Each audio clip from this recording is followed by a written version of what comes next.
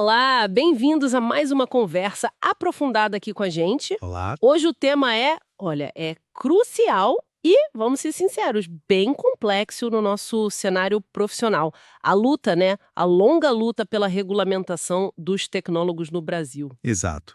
São profissionais super importantes, em área-chave de inovação, gestão, mas que enfrentam assim um caminho cheio de obstáculos legais. É uma história longa. E para a gente entender melhor essa situação toda, a gente está se baseando uma análise crítica bem detalhada que veio do Movimento Nacional dos Tecnólogos, o MNT Nacional. Isso.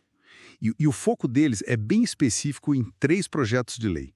O PL 2245, lá de 2007, o mais recente, o PL 384, de 2024, e o PL 4486, que seria para 2025. Então, a nossa missão aqui é tentar desvendar, né? Entender as preocupações que o MNT levanta sobre esses projetos, qual a perspectiva deles, o que está em jogo para esses milhares de profissionais. Pois é. Ok, vamos mergulhar nisso. Bom, o ponto central mesmo, que fica claro na análise do MNT, gira em torno de 2 ideias-chave, sabe? Delegação de competências e subordinação. Delegação e subordinação. É, Basicamente, a pergunta é: quem define o que o tecnólogo pode fazer? E quem fiscaliza esse trabalho? A grande crítica é que esses PLs, eles tendem a jogar essa responsabilidade para conselhos que já existem. há conselhos de outras áreas. Exato. Conselhos que regulamentam outras profissões, tipo o CONFEA-CREA da engenharia, o CFQ da química, o CFA da administração. Entendi. Então a preocupação não é não ter uma regulamentação, mas o jeito como ela está sendo proposta, colocando os tecnólogos, tipo assim, debaixo da asa de conselhos que não são da área deles. Pois é, essa é a questão. E olha, isso não é de hoje, não. O material do MNT deixa claro que essa briga por reconhecimento, por isonomia, por autonomia, já tem mais de 50 anos. Nossa, 50 anos. Pois é. E o grande medo, o fantasma que assombra a categoria é o tal do limbo jurídico. O profissional se forma, tem diploma de nível superior, reconhecido pelo MEC, tudo certo. Sim. Mas não tem uma lei clara que diga: você pode fazer isso, seu espaço é esse. Aí fica dependendo de resoluções, de interpretações de terceiros, sabe? E qual é o problema prático de ficar ligado a um conselho de outra área? Tipo, o que acontece no dia a dia? A crítica principal é a falta de representatividade, falta de contrapesos, como eles dizem. Um conselho profissional, idealmente, ele é gerido pelos próprios profissionais que representa, né? Defendendo os interesses daquela categoria. Certo, faz sentido. Segundo o MNT, quando os tecnólogos são vinculados a conselhos como o CONFEA ou CFA, eles não têm essa gestão própria. Ficam sujeitos a decisões de engenheiros, administradores, gente de outra área, que talvez nem entenda direito ou não valorize as competências deles. A única exceção que eles sempre citam e comemoram é a dos tecnólogos despachantes documentalistas. Eles conseguiram recentemente uma lei própria e um conselho federal e regionais só para eles. Foi uma vitória importante. Entendi. Esse é um ponto-chave mesmo. Bom, com essa base, vamos olhar para os projetos de lei que o MNT critica. Começando pelo mais antigo, o PL 2245, de 2007. Qual era a ideia inicial dele? O PL 2245/2007, ele nasceu com uma meta ambiciosa, importante até. Se a Lei Geral de Regulamentação da Profissão de Tecnólogo no Brasil. Uma lei única, sabe? Para abranger todo mundo, não importa a área de formação. Uma ideia interessante, mas você disse que ele está parado, né? Sim, está parado há anos no Congresso. Mas mesmo parado, qual é o problema que o MNT aponta nele? Por que ainda se preocupar com ele? O problema está nas versões que foram surgindo depois da proposta original. Os substitutivos, especialmente uma subemenda da Comissão de Constituição e Justiça, a CCJ. Ah, as mudanças no meio do caminho. Exato.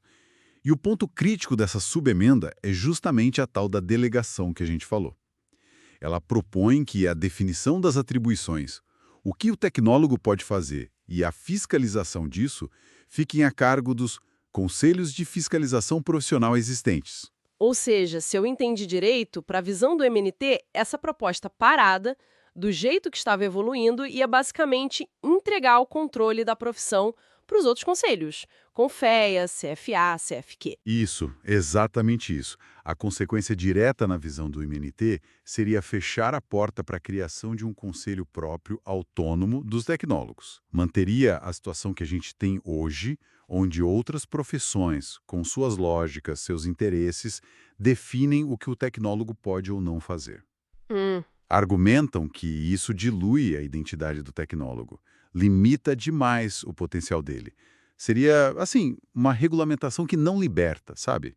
Consolida a subordinação. Entendido.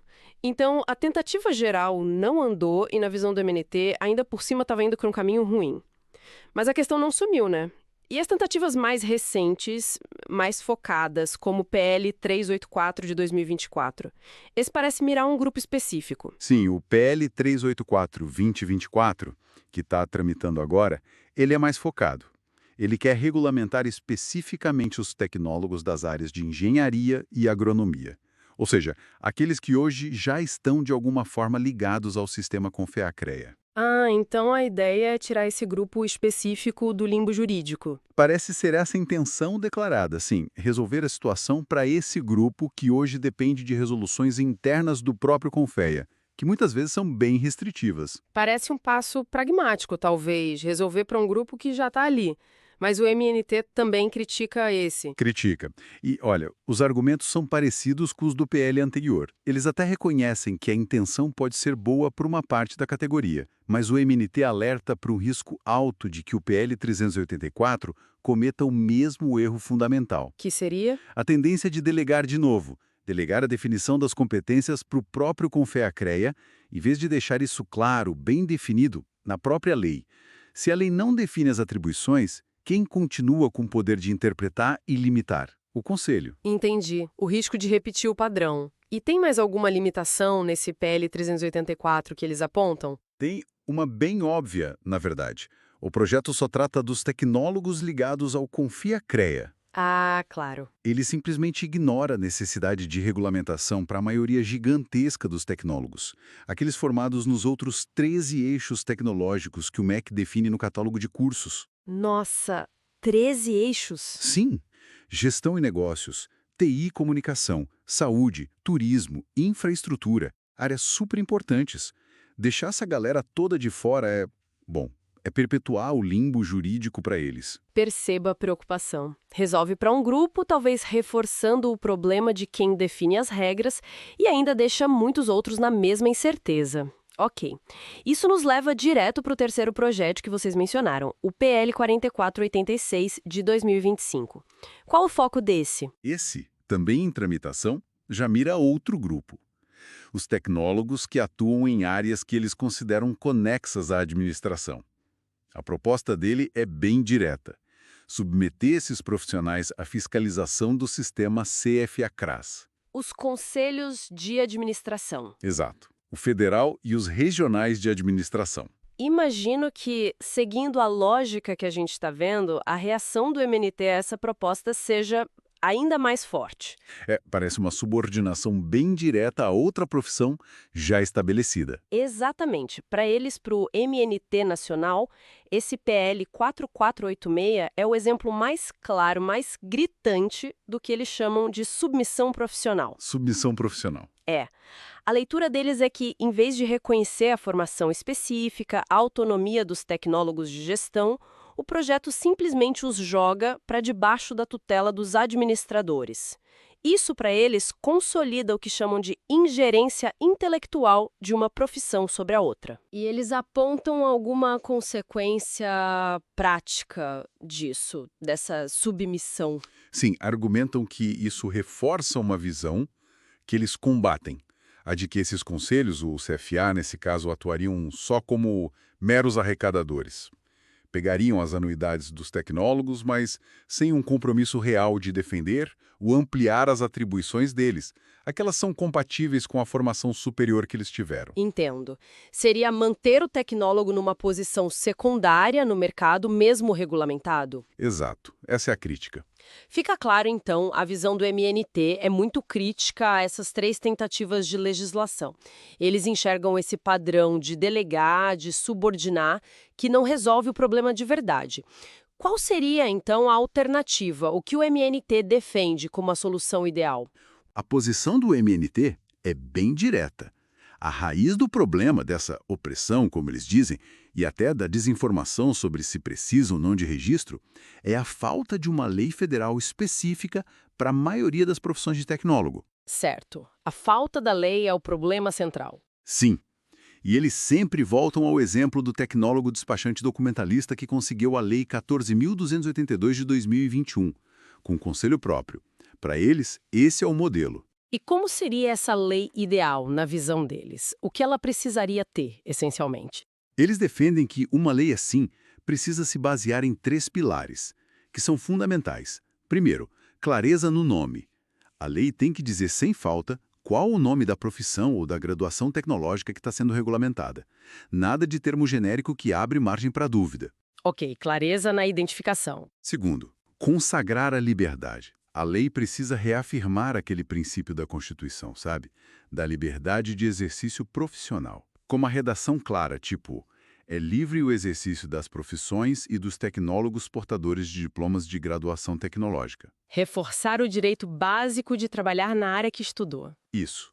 E terceiro, talvez o ponto mais crítico para eles, fiscalização autônoma. A lei tem que criar um jeito de fiscalizar que seja da própria categoria ou, no mínimo, que seja de verdade autônomo, para garantir que as atribuições e o desenvolvimento da profissão não fiquem subordinados, não sejam ditados por conselhos de outras áreas. Então, o que tudo isso significa, na prática, é uma rejeição total aos conselhos que já existem, não querem fiscalização? Não, não é bem uma rejeição à ideia de fiscalização em si. É mais uma rejeição à forma como ela está sendo proposta nesses PLs atuais. Ah, entendi. O problema é o modelo. Exato. O MNT argumenta que esses projetos, ao dar poder para estruturas que, historicamente, segundo eles, restringiram a atuação dos tecnólogos, acabam perpetuando a subordinação à insegurança jurídica. A vigilância que eles pregam é um chamado para a categoria ter consciência, usar o conhecimento da lei para lutar por uma legislação que finalmente traga autonomia, identidade e isonomia. Essa busca por autonomia, esse argumento contra a subordinação, isso não é só uma questão de opinião da categoria, né? O MNT menciona que tem base em decisões legais importantes, é isso? Tem sim. Eles se apoiam muito em princípios da Constituição, que foram inclusive reforçados pelo Supremo Tribunal Federal, o STF, numa decisão que é considerada bem relevante para profissões de nível superior, a DPF 131. A DPF 131. Arguição de descumprimento de preceito fundamental. Pode dar uma contextualizada rápida para a gente? Do que tratava essa ação no STF? Claro, a ADPF 131, ela discutiu umas restrições bem antigas de decretos lá da década de 1930 à profissão de optometrista. Tinha um conflito histórico com a classe médica sobre o que o optometrista podia ou não fazer. Ah, uma disputa de atribuições. Isso. E o STF decidiu, resumindo bastante, que aquelas restrições antigas muito severas dos decretos não valiam para os optometristas com formação de nível superior, seja tecnólogo ou bacharel, reconhecida pelo Estado. O tribunal fez uma distinção clara entre esses profissionais formados e os antigos práticos, sem formação formal. Interessante. E mais, o STF até fez um apelo para o Congresso para que regulamentasse a profissão de optometrista de um jeito que fosse coerente com essa formação superior. Entendi a conexão. É uma decisão que valoriza a formação superior em detrimento de normas antigas ou de restrições vindas de outras categorias. Como é que o MNT usa os princípios dessa decisão para a causa dos tecnólogos em geral? O MNT destaca principalmente uns 2 ou 3 princípios que o STF reforçou ali. O primeiro é o do livre exercício de trabalho e profissão. Está lá no artigo 5º, inciso 13 da nossa Constituição. Sim, um direito fundamental. Exato. O STF basicamente disse: a liberdade é a regra, a restrição é a exceção, e só pode vir por lei. Aí o MNT aplica isso dizendo: se não existe uma lei federal específica que regulamente a maioria das graduações de tecnólogo e que exija o registro num conselho X ou Y, Então, a inscrição em conselhos como Confea, Engenharia, CFQ, Química ou CFA, Administração, não seria obrigatória para esses tecnólogos. E, o mais importante, as atribuições de um tecnólogo têm que vir da qualificação dele, do diploma, e não da vontade ou de uma resolução interna de um conselho de outra área. Faz sentido. A qualificação vem da formação, não do conselho alheio. Exatamente.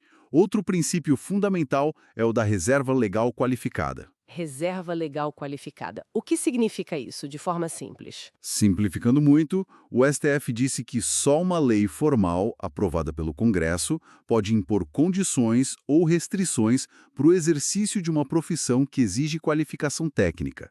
Não pode ser uma resolução de conselho, uma portaria. Ah, entendi. Só a lei pode restringir. Isso.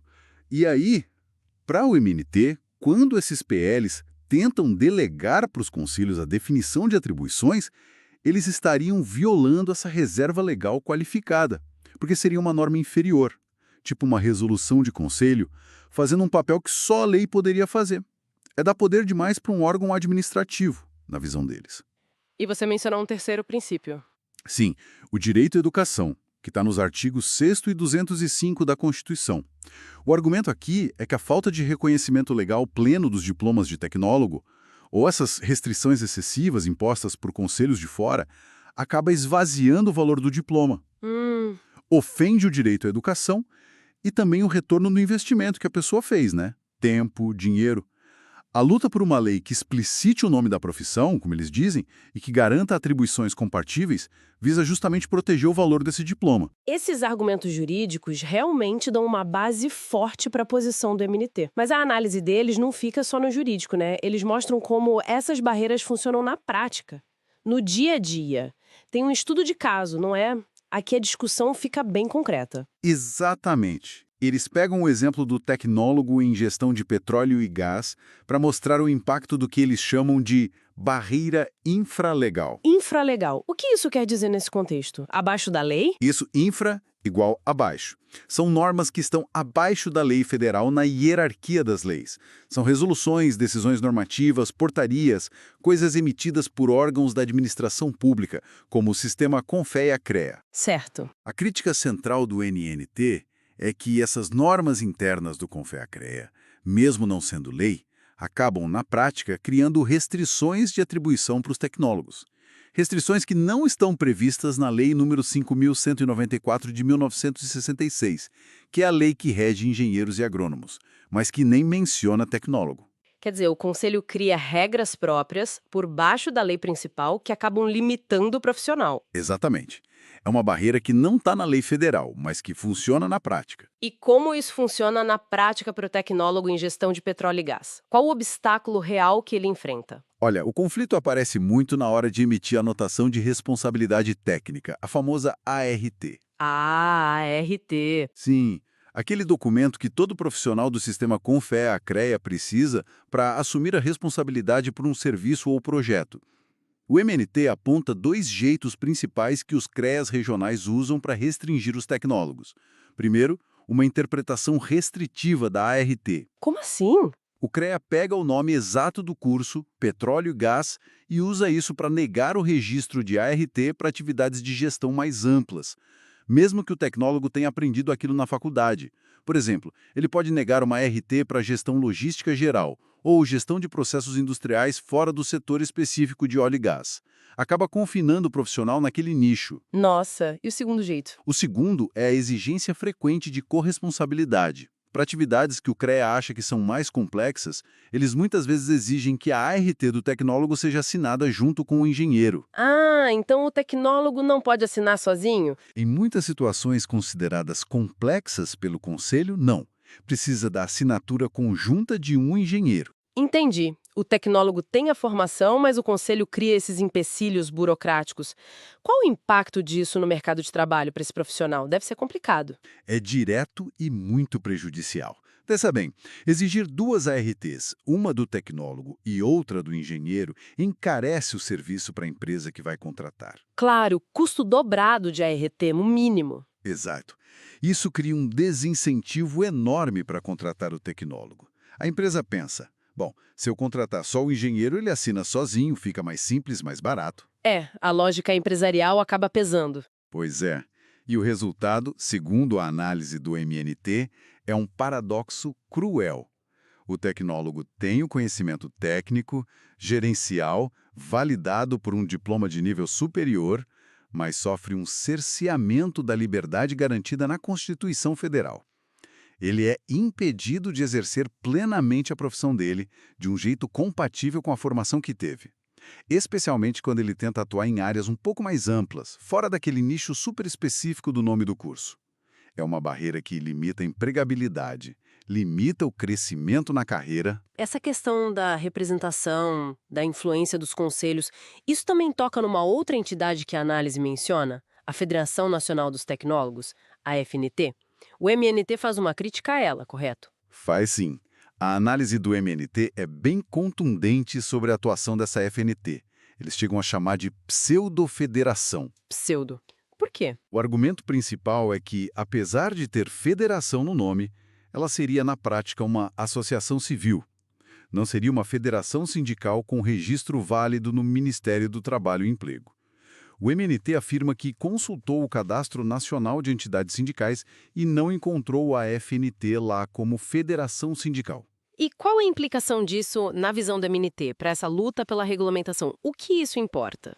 Bom, o MNT levanta a suspeita de um possível conflito de interesses. Ah, Eles alegam que a FNT atua muito próxima de tecnólogos que já estão inseridos e talvez, de certa forma, acomodados dentro do sistema com o FIACREA, o Conselho de Engenharia. entendi. Isso levanta dúvidas, para eles, sobre a real autonomia dessa FNT para defender a independência da profissão, para lutar contra as restrições que o próprio CONFEA-CREA impõe. A análise do MNT sugere que poderia existir uma espécie de anuência, sabe?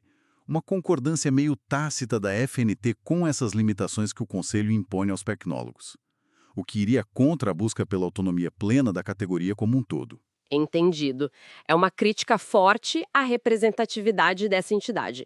Voltando um pouco ao caso prático do tecnólogo em gestão para a indústria de petróleo e gás, qual é a conclusão final que a análise do MNT apresenta sobre a situação dele, depois de mostrar as barreiras e tal? A conclusão é bem taxativa. Eles dizem: com base na grade curricular, na formação que ele recebe, esse tecnólogo é plenamente capaz de assumir posições de gestão amplas em diversas indústrias. Poderia gerenciar processos industriais, logística integrada, manutenção, sistemas de QSMS, qualidade, segurança, meio ambiente e saúde. Ou seja, tem capacidade para muito mais do que só o nicho de petróleo e gás. Exatamente.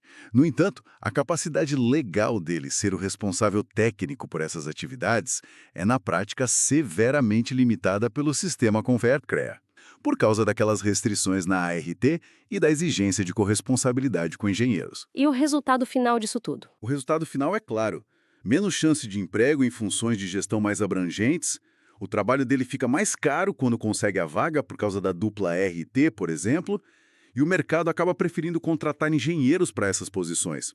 O profissional tem o conhecimento, tem o diploma, mas é impedido de aplicar integralmente, fica restrito. Fica muito claro o descompasso que o MNT nacional aponta, né?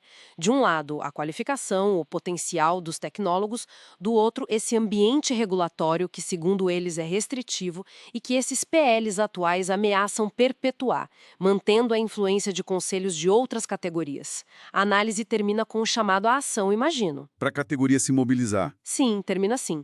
O MNT nacional, e eles mencionam a liderança do tecnólogo Rômulo Salles do Nascimento, finaliza reforçando que essa mobilização toda não é um ataque aos conselhos em si, é uma busca legítima por diálogo, mas em condições de igualdade. Certo? É uma defesa dos direitos, da dignidade, do reconhecimento pleno da profissão de tecnólogo.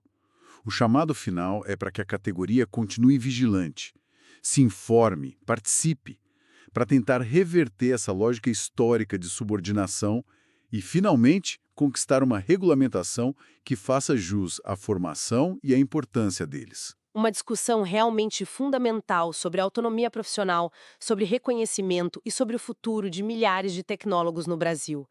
A gente agradece a atenção dedicada a destrinchar esse tema tão relevante e, como a gente viu, cheio de nuances legais e práticas. E, para finalizar mesmo, fica aqui uma provocação para a gente pensar, né?